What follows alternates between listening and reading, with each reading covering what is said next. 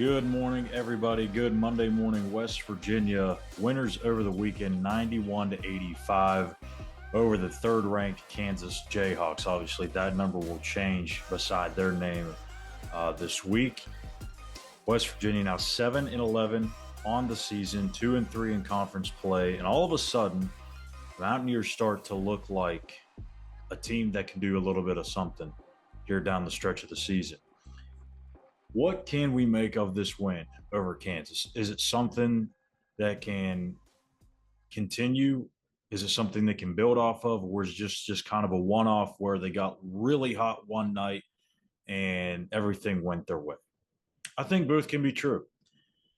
You look at this game, and I try not to kill the vibes or anything like that, as some people may think I like to do. I just like to keep it real.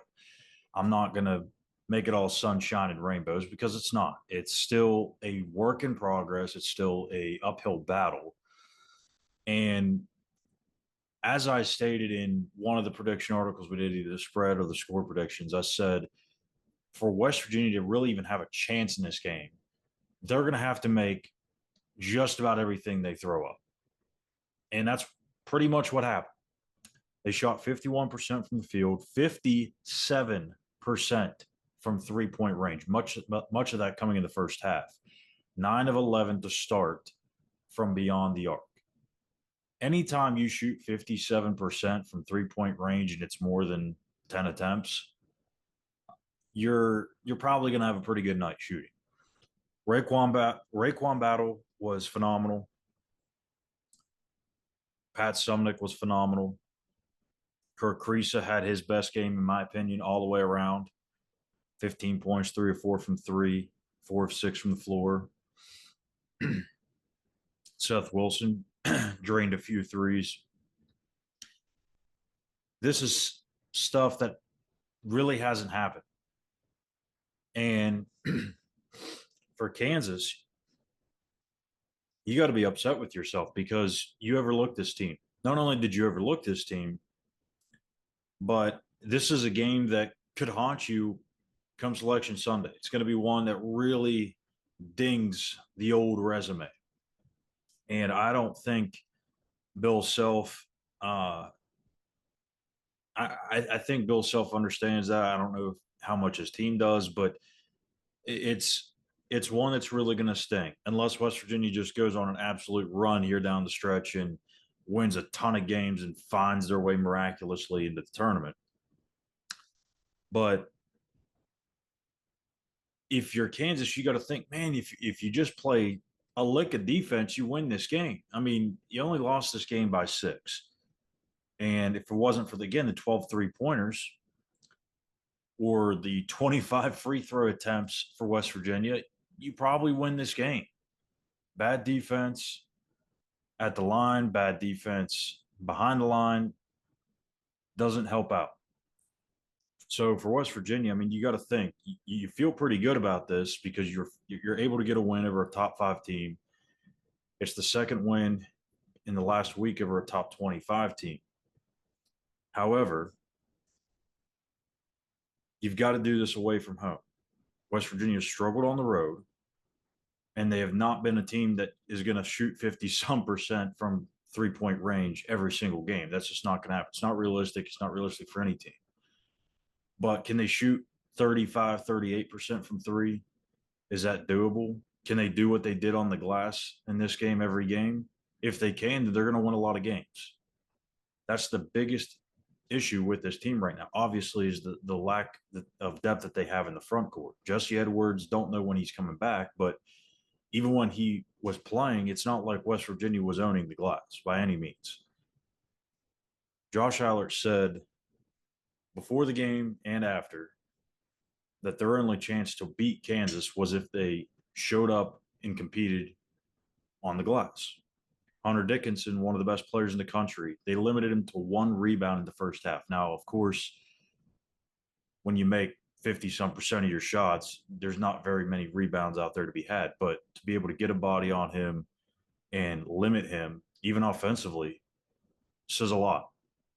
So for the game, West Virginia out-rebounded Kansas 31-22. And they also outscored, or even though they were outscored 44-26 in the paint, they were able to at least keep those second chance points from happening as often as maybe they have in recent past. So that's my biggest concern with this team moving forward is look, you had your best shooting night of the year. Probably won't be duplicated again anytime soon. You could go down to Orlando on Tuesday and shoot 24% from three. If that happens, what are the answers?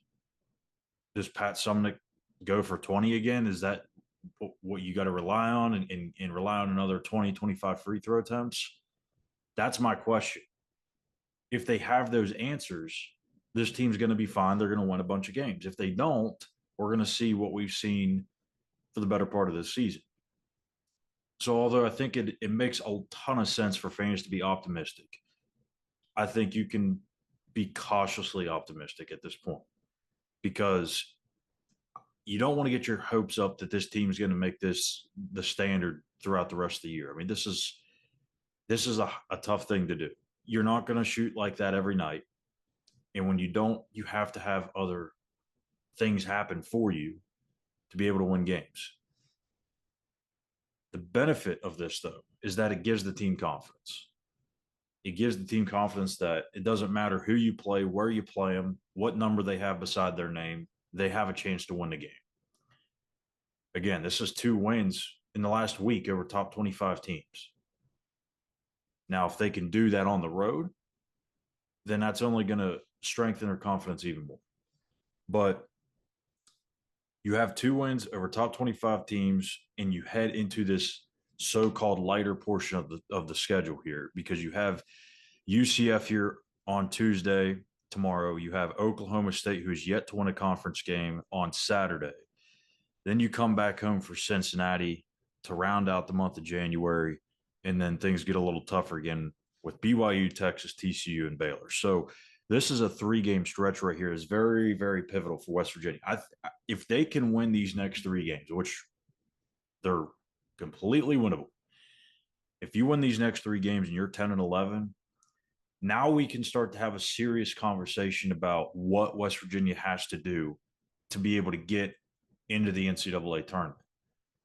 And even then, it's still going to be a far stretch. It's going to be a lot of things have to go your way. You have to really impress. You have to win a bunch of games against ranked teams.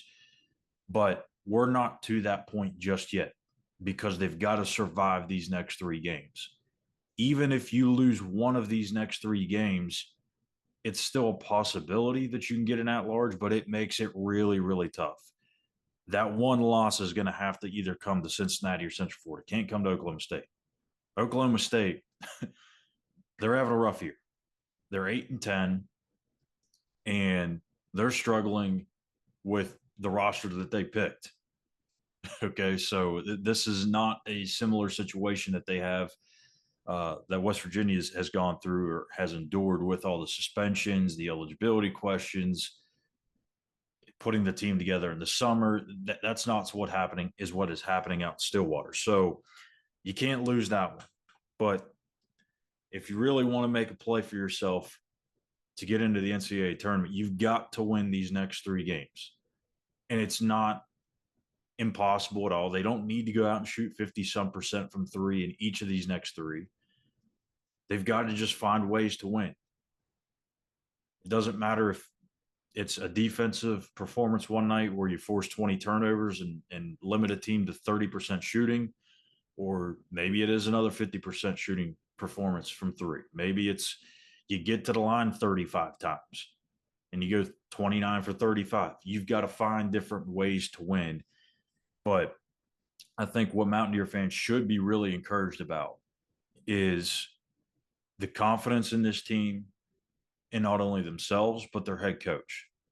To be able to go through what they have gone through so far this season and to still be not only competitive, but beating teams with numbers beside their names, that says a whole hell of a lot about their confidence in that coach.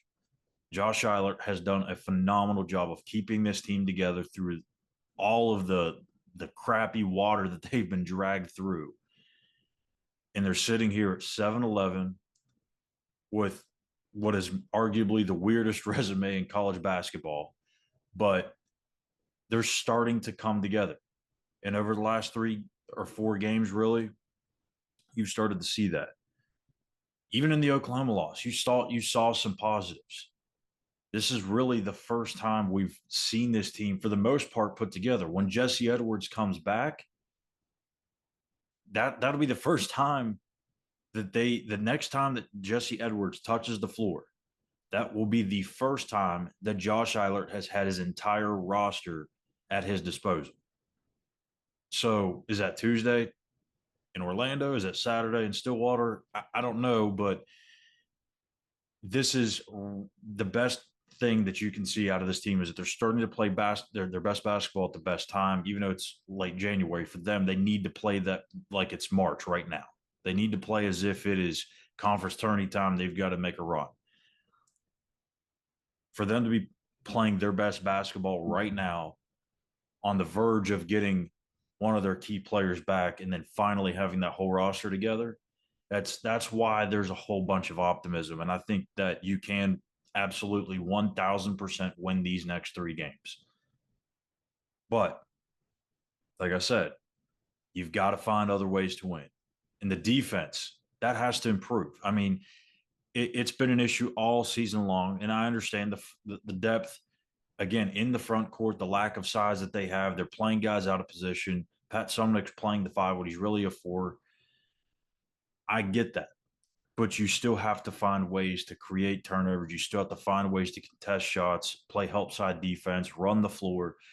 There's a lot of fixable things that they can do that are in their control. The size thing, you can't control that until Jesse gets back.